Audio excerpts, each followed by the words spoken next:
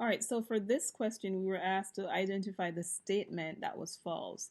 And so the way I approach a question like this, when I look at the graph of the function, I first start by identifying all the features of the graph itself.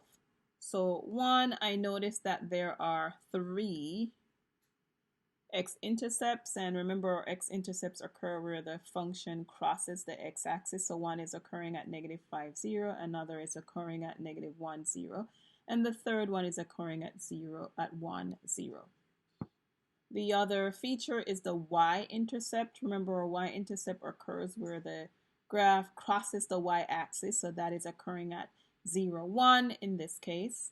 The maximum value of this function is going to be the highest point on the graph. However, when we look on the left side of the graph, we notice that we have an arrow, and the arrow is pointing in the upward direction. So that tells us that the y values are going to continue towards positive infinity.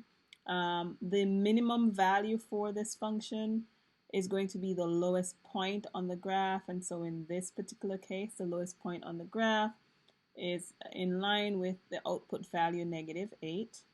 So that's going to be the minimum value of the function.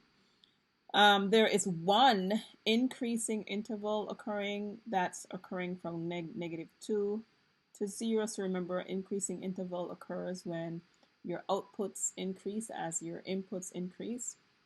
So we're seeing that output increasing between x equal negative 2 and x equals 0.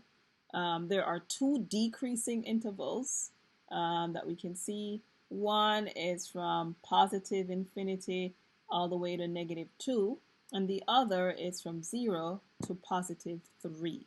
And then lastly, we also notice that there's a constant, one constant interval on this graph, which is occurring from x is equal to 3 to x is equal to 7, because we notice that our output values are not changing.